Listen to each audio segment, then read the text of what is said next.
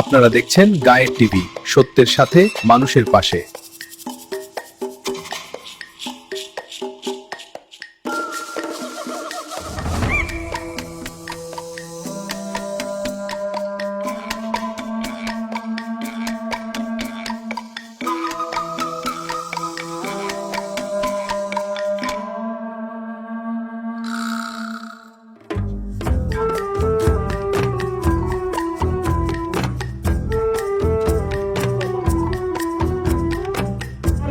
বিদ্যুৎ অফিস থেকে একজন ভদ্র আমাদের মাঝে এসে উপস্থিত হয়েছেন।